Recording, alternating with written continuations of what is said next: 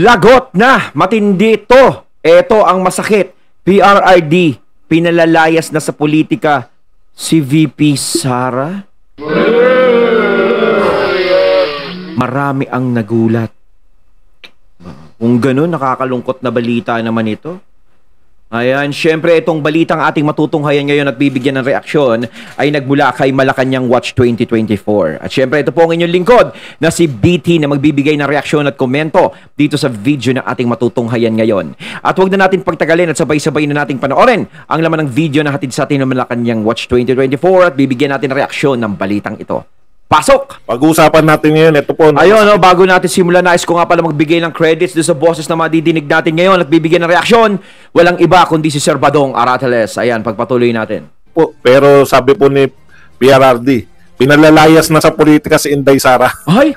Grabe. Ay, grabe! Pinalalayas na si VP Sara ni PRRD. No? Nasaktan po ako. Kaya lang kung titignan nyo nga naman, no? Bilang ama, di ba? Naranasan niya po, tsaka dinadanas niya ngayon, di ba? Dinadanas niya ngayon kung ano yung iginaganti sa kanya ng mga tao. Hindi mo kahit naman ako, ayoko. Tatay Digong naman, wag naman ganun. Kung sakaling palayasin mo si VP Sara, paano naman kami? Di ba? Sino naman ang sasandala namin? Sino ba naman ang aasahan namin sa 2028? Huwag naman Tatay Diggs. Huwag naman Tatay Diggs eh. Si Sisi, no, na mangarap siya ng katahimikan para sa kanyang anak. Oh, alam naman natin kasi syempre bilang ama, naaapektuhan si Tatay Diggs sa mga nangyayari kay VP Sara na hindi naman dapat natatanggap ni VP Sara. Syempre wala namang ama na makakatiis na ginaganyan ng kanyang anak. Diba? Siyempre sinasabi ko, okay lang kung si Tatay Diggs lang eh. Kaso nga lang pati mga anak niya is dinadamay na sa usapan. Na alam naman natin na walang ginagawang masama is ginagawa nilang magnanakaw, ginagawang masama. Siyempre masakit kay Tatay Diggs yun. Pero Tatay Diggs, hindi naman po kami naniniwala. Siguro kung may nagbibintang man kay VP Sara ng kung ano-ano, sila-sila lang yun. Sila-sila lang nagpapaniwalaan sa sarili nila. Pero kaming taong bayan ay patuloy na nananalig, ano? Kumbaga, patuloy kaming naniniwala sa inyo, sa inyong mga advokasya, sa mga gusto niyo mangyari sa mga Pilipino. Dahil napatunayan niyo yung Tatay Diggs sa amin nung kayo ay presidente. No? Minahal niyo kaming mga Pilipino, prinotektahan niyo kami, Tatay Digong. No? Sana naman is mapagbigyan niyo naman po kami, no? Kay VP Sara, no? Na siya naman, 'di ba? Siya naman ang humalili sa inyo na maging presidente sa susunod, 'di ba? Tama ba ako mali mga katunay? Kasi minsan yung pagiging tatay hindi mo umiiral ang pagiging ama ni Tatay Digong. 'Di ba? Lahat ng pinaghirapan natin, gusto natin na yung mga anak natin mapabuti, 'di ba? Mapabuti yung anak natin. Kaya hindi mo rin masisisi. Ako tinitignan ko yung statement ni Tatay Digong na bilang ama. Ito po malungkot para sa atin, no. Ako po, alam ko ang initial reaction nyo, katulad ng initial reaction, bakit tayo ngayon pa? Bakit pa tayo ngayon? Laban na Tatay Digong, all out na tayo. No? Kasi, basahin po muna natin yung sinabi ni Tatay Digong sa kanyang anak. Sinday, pasalamat ka na lang sa Diyos na ang tatay mo naging presidente, ikaw naging vice president. Bihirang-bihira yan sa isang pamilya. Hindi lahat ng pamilya sa Pilipinas. Pasalamat na lang tayo. Now, as fast as you can, get out of politics. No? Ito po sinabi ni Tatay Digong. Maghanap buhay ka, negosyo, basta mabuhay ka lang ng mapayapa. Umalis ka na dyan sa politika. Huwag ka na mag-ambisyon. Total vice president ka na. Huwag naman Tatay Diggs! Alam namin, syempre, ang hinihiling mo po ay katahimikan. Di ba? Para kay VP Sara, nire-respeto po namin ang gusto nyong mangyari. Pero Tatay Diggs, wala na kaming ibang makita na maaari naming sandalan ng mga Pilipino sa susunod na eleksyon sa pagiging presidente. Kanino naman po kami mapupunta? Sino naman po ang fit sa posisyon ng pagiging presidente na pwede naming asahan bukod kay VP Sara? Di ba po wala? Si VP Sara ang inaasahan ng mga Pilipino, ng mga naniniwala at naniniwala sa inyo. 'Di ba?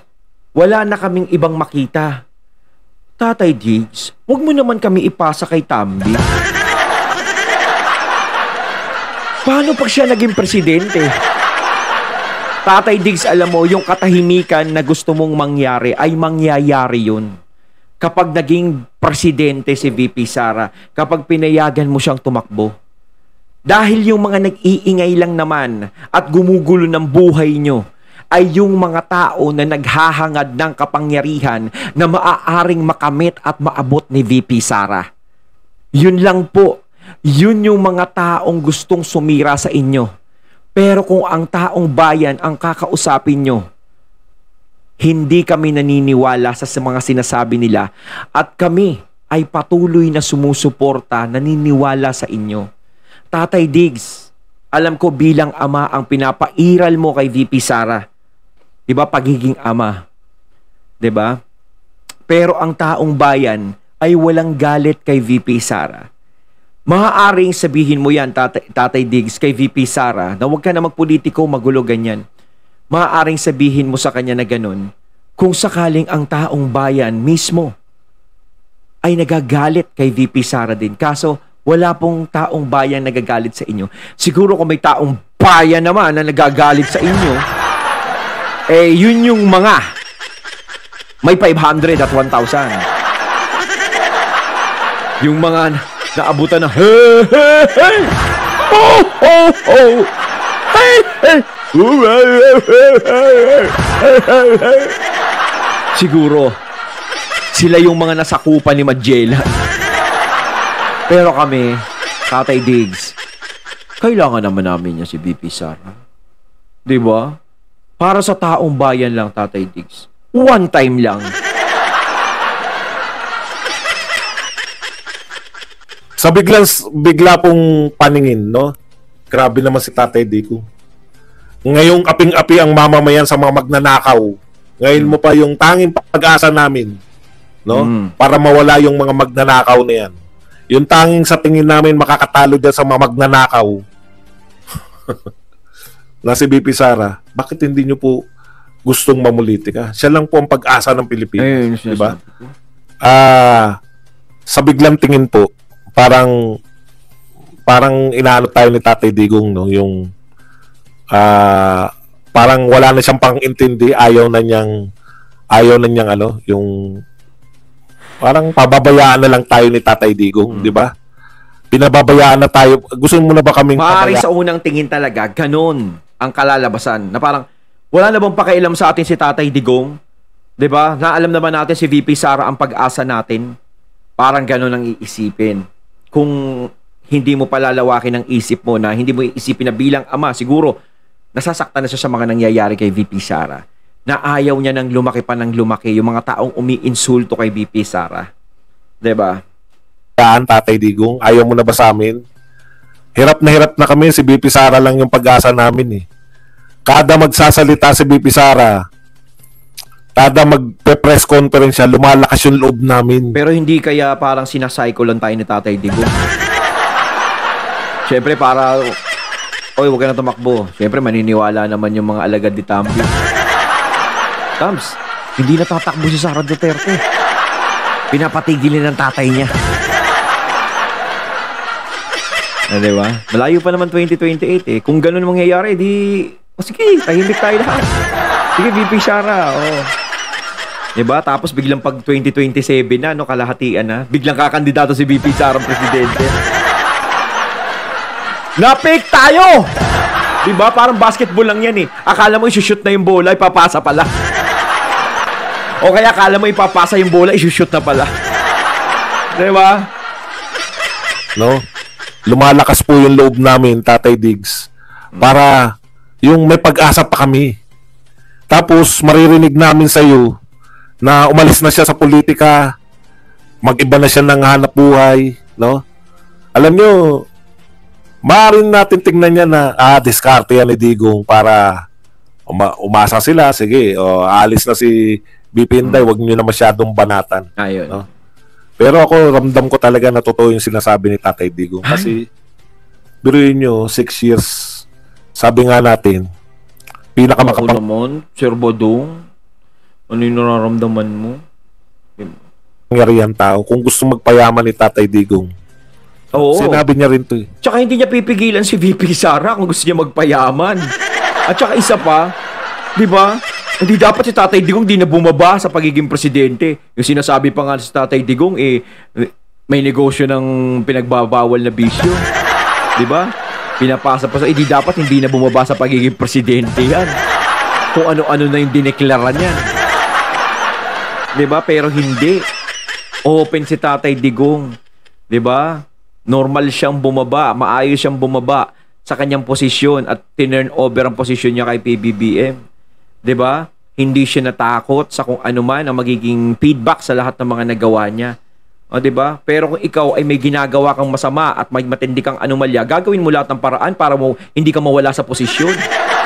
'Di ba? Katulad ng mga ibang tao diyan, 'di ba? Ang ganoon. Madali lang yung pera, no? Pag presidente ka. Uy, talaga No? Madali lang. Kongreso nga lang, dali-dali lang pera. Presidente. Po magnakaw eh. Madali lang po magnakaw sa kung presidente ka, no? Pero hindi po ginawa ni Tatay Digong. Alam niyo yun? Pwede po siyang maging magnanakaw pagkatapos niya maging presidente, maaluan na buhay niya. Tapos, pasarap buhay na lang siya. Hindi po niya ginawa. Tapos, dami niya pong, dahil po sa war on drugs niya, dami niya pong kaaway. Dahil po sa paglulunsad niya ng war on criminality. At paglulunsad niya ng war on criminality at saka war on corruption. Ang dami pong nagalit sa kanya. Oligarko, mga magnanakaw. Oo, dami niyang binangga. Mga literal na magnanakaw, mga drug lords. Oo. Grabe po. Yung 6 years ni Tatay Digong, natuwan-tuwa tayo lahat dahil napakaganda ng Pilipinas. Pero ang imbis po na yaman ang idulot kay Tatay Digong, kaaway po. Literal po na kaaway ang inanin ni Tatay Digong. Talaga yan, totoo yan. Literal na kaaway talaga ang mabubuo ni Tatay Digong. Kasi kung sa tama talaga ang ginagawa mo para sa taong bayan ang iniisip mo, marami kang magiging kaaway. Kasi sino ba ang nagpapahirap ng bansa natin at sino ba nagpapahirap sa mga mamamayan? Di ba yung mga taong abuso sa kanilang mga kapangyarihan? Yung mga taong matataas na tumatapak sa mga maliliit. Yun ang ginawa ni Tatay Digong. Yun ang sinugpo niya. Yun ang sinagasaan niya. Di ba? Ganun yan eh. Kapag ikaw may mabuti kang hangarin sa mga taong bayan, yung may mga masasamang hangarin, pagtutulong-tulungan ka nun. Doon natin nakikita na marami na mga matataas na nasa posisyon, ganito, ganyan. Maraming matataas na tao na talagang gusto nilang pahirapan ng mga Pilipino na sila lang ang makinabang sa sarili nila. Doon natin nakita. Kaya ang bansa natin hindi umaasenso. Kaya nung dumating si Tatay Digong, nagsilbing kontrabida sa kanila si Tatay Digong. Hindi sila makaporma. Kaya nga ganito ginagawa nila kay Sara Duterte. Ayaw nilang maging presidente si VP Sara. Kasi alam nila, sa sarili nila, advance sila mag-isip na mangyayari uli yung ginawa ni Tatay Digong nung panahon niya. At baka maging doble pa. Alam naman natin, iba ang pag-iisip ni VP Sara talaga. No? Maaaring mas mahigpit, mas maaaring, di ba? Lalo na't may mga sinisiwalat siya na mga lakas mamitik. Di ba? Na ayaw niyang sumama sa mga ganun. Doon pa lang nakikita ko hindi naman sumasama sa mga anomalya yan eh. Hindi natin tropa yan eh. Paano yan pag naging presidente yan? Di lalong wala tayong lusot. Diba? Kaya nga tinatrabaho siya. Pilit na hinihila siya. Diba? Sinasabihan siyang magnanakaw. Yung tipong magnanakaw, diba? Sinasabihan magnanakaw si VP Sara. Diba? Alam mo sa sarili mo magnanakaw ka, pero pag bibintangan mo, yung taong inosente, sasabihan mo magnanakaw. Tapos ngayon, imbes na magpapahinga siya, maganda sana, bitan na lang sana siya pag may okasyon. panay pasasalamat na lang sana sa kanya ng mga tao. Pero hindi po, sinisingil po siya ng mga nakalaban niyang drug lords, nakalaban niyang oligarko. Oo, mga nakalaya pa. Na magnanakaw sa gobyerno. Parang nga silang nagfe-fiesta na. Yung mga 6 na taon po na hindi nakaporma, pumayat, nagsipayatan dahil hindi makapagnakaw, bumubuelta po sa kanya. Kasi nung panahon ni Tatay Digong, walang naglalabas ng mga expensive na mga gamit. Pinagkatago-tago nila eh. Siyempre, nung bumaba si Tatay Digong, panahon na para i-display ko ang aking magandang bag na nagkakahalaga ng millions. At i-display ko na rin ang aking magandang relo na nagkakahalaga ng millions. Diba? Pero dati nung panahon ni Tatay Digong, simple lang. Kasi ngayon parang napakaluwag na. Kahit dala-dala mo, kahit ikaw politiko ka, tapos may dala-dala kang barko, binili ko. Sinasabit ka sa liig. Kita yung barkong nabili ko, nakasabit sa liig. Grabe, no? Pag kayo, Ama, ginawa ninyo ang lahat para sa bayan mo at ang sinusukli sa iyo ng bayan, imbis na parangalan ka, gusto ko pang ipakulong, gusto ko pa ipamigay sa mga dayuhan na mga hayok sa dugo ni Rodrigo. Tapos nakikita mo na naman, ang isa mong anak susunod sa yapak mo. Susunod sa yapak mo na tapat na maglilingkod. Susunod sa yapak mo na hindi magnanakaw sa gobyerno. Paano pagkatapos? Yung 6 na taon na naman na paglilingkod ng tapat ni Sara Duterte, nakinikinita na ni Digong no? Pagkatapos na maglingkod ni Sara Duterte para sa bayan, pagtatanggol ka ba ng bayan? Nakita na po yan ng Ama. Eto, ginagawa sa akin Sara Duterte. Maunawaan ko Hindi, para sa akin naman kasi ayun ang ginagawa kay yun ang ginagawa kay Tatay Digong. Ginaganon siya ng mga tao na dating kapanalig niya. Doon yung mga nasa posisyon. Pero para sa akin, yung taong bayan is patuloy pa rin na sumusuporta sa kanila. Kasi doon na lang dapat tumingin sa suporta ng taong bayan at respetong ginagawa ng taong bayan sa mga Duterte. Hindi pa rin nawawala. Kaya patuloy pa rin na lumalakas ang mga Duterte, lalo na si VP Sara sa mga survey. Diba? Kasi hindi naniniwala ang taong bayan. Siguro dyan sa Congress, sa huwad ko, sila naggagaganyan. Yung iba sa Senado, mayroong humuhusga sa mga Duterte. Pero ang importante dito ang taong bayan. Hindi naman importante yung mga yun na nag-aakusa, 'di ba? At nagpapabagsak sa kanila. Hindi hindi kabawasan yun, yung mga yun. Hindi naman sila ang magluluklok sa posisyon ninyo. 'Di ba? Ngayon, sinasabi na 6 na taon maglilingkod si VP Sara bilang presidente, pagkatapos na lahat baka gawin din kay VP Sara yung ginawa kay Tatay Digong. Expected na natin yun. Expected talaga. Kasi talagang kapag may binangga ka talaga, basta tama ang gagawin mo para sa mga Pilipino, sigurado, kapag natapos na ang iyong termino bilang presidente at ganun ang ginawa mo, siguradong maraming makakasalubong na kalaban si VP Sara.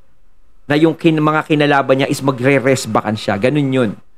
Pero, ang importante doon, ang pagtingin ng taong bayan sa mga Duterte ay hindi nagbabago. 'Di ba? Kung ano yung bagay na itulong nila, hindi naman nakakalimutan basta-basta. Lalo na yung ginawa ni Tatay Digong. 'Di ba? Siguro yung mga buhaya lang talaga ang magagalit sa kanila. Maunawaan ko kasi dinanas ko yung hirap ng 6 na taon na patinuin ng Pilipinas.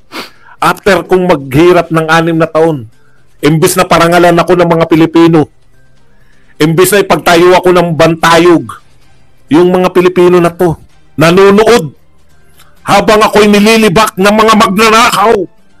Grabe, di ba? Habang siya'y, alam nyo yun, yung tingin sa kanya, yung kinakantawan siya ng mga bagitong congressman, naniwala pang mga napatunayan na kahit na na panay ang display ng mga yaman, parang pinamumukha sa kanya, eto yung hindi mo na ibigay sa amin, Rodrigo. Hindi mo kami nabigyan ng mga LB, mga mga mamahaling bag, no? Mamahaling relo. Etong tinatamasa namin ngayon sa kahit sino po. Kahit sinong ama. Wala sa puntong yun, naiintindihan ko yun. No, sa pagiging ama ni Tatay Digong kay VP Sara. Sigurong ama na yung dinanas niyang paghihirap, gusto niya maranasan ng anak niya. Wala pong ama. Kaya ako naunawaan ko yun. Sasabihin niyo na ploy lang yan ni Rodrigo. No? Sasabihin niyo na kunwari lang si Rodrigo niyan. Hindi po. Tingin ko, totoo yan. Tingin ko, talagang yan po damdamin ng ama. Dinanas ko na yan, anak. Naging tapat ako 6 na taon. Tignan nyo. Pero kayo mga katunay, ano sa tingin nyo Di ba? Comment nyo lang mga katunay sa comment box. Sa tingin nyo ba, kahit sabihin ni Tatay Digong yan, yan ba ay susundin ni VP Sara? Siya kaya ay hindi natatakbo sa pagiging presidente sa 2028? Nakakalungkot, no? No? Ano sa tingin nyo mga katunay? O kahit ganyan na sinabi ni Tatay Digong, is patuloy pa rin si VP Sara sa kanyang gagawin, sa kanyang desisyon, kung sakasakali. Ano kaya mga katunay? Napakasimple ng pamumuhay ko. Handa na ba kayo maging presidente si Tambi? Comment lang sa comment box! Ninakaw. Pero pinagbibintangan pa rin ako magnanakaw, protector ng drug lord. Puta na lahat ng kabaliktaran binintang. Ayun nga lahat ng mga magaganda ginawa di ba? Hindi na recognize di ba? Pero yung mga nagdaan ng mga magna wala. Parang yung pa mga nare-recognize Sa totoo lang, lahat ng kabaliktaran, hindi siya nagnakaw. Lumahap, nakibakay siya sa droga. Ngayon, ang mga benta, protector ng drug lord, magnanakaw, puta. Sa lahat ng magnanakaw, si Tatay Digong protector ng drug lord. Hindi ako naniniwala dyan. Sa lahat ng magnanakaw, si Tatay Digong, hindi mo nakitaan. Oo. Ng alwan sa buhay. Pero yung nagbibintang sa kanya na magnanakaw siya at mamamatay tao, kita nyo naman. Ilan ang mga mamahaling kotse ni Abante. Puta, si Dan Fernandez pala. Kaya nga ang sisipag niyang mga yan Di ba? Ang sisipag nila na birahin ng mga Duterte. Sayang income Extra income din yun. Mga jet pala. Ilan yung mga napapabalita ng mga bumibili ng jet habang mga kababayan ay nag-gikaos. Sana all my jet, no? Bagyo. Kaya ako, sa totoo, habang nababasa ko yan, nadudurog ang puso ko.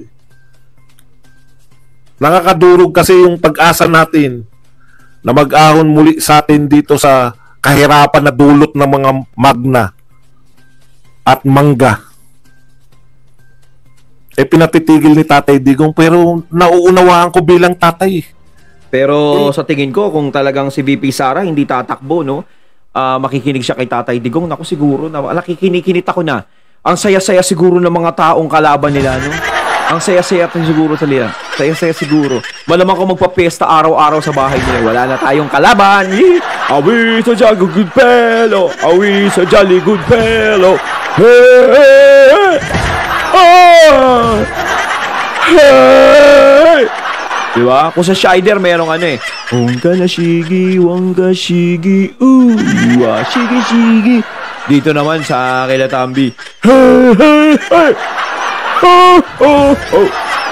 Hey, hey, hey, hey. Ilagay niyo yung mukha ng anak niyo. Siguro sila. No? Yung bang paghihirap niyo ngayon, kayong mga OFW, kayong nagpapakahirap ngayon sa mga, bakit kayo nasa ibang bansa? O kayong naiwan sa Pilipinas? Bakit araw-araw kayo nakikibaka na pumilit na magtrabaho kahit hirap na? Para hindi na madanasan ng anak nyo. Ginagapang nyo sila. Gusto nyo sila tapos ng bilang ama yung umiiral kay Tatay Digong. Tapos ng kanilang pag-aaral para saan? Para hindi na maulit. Hindi na maulit yung paghihirap nyo ngayon. Maranasan pa nila. Sa tingin nyo, hindi totoo yung sinasabi ni Tatay Digong? Ako, ramdam ko yung pagiging tatay niya. Umalis ka na sa politika, Inday, dahil ako nga, tapat na ako. Lahat na ginawa ko sa bayan, tignan mo ginagawa sa akin ngayon. Yung mismong mga tao na akala kong kakampi ko. Sino nakakampi?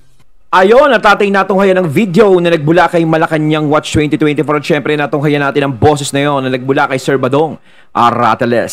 Ayan, kayo mga katunay, ano masasabi nyo tungkol dito sa video na ating natunghayan ngayon at binigyan na reaksyon? Comment lang po kayo sa comment box. So once again, I'm BT and I'm out. Peace.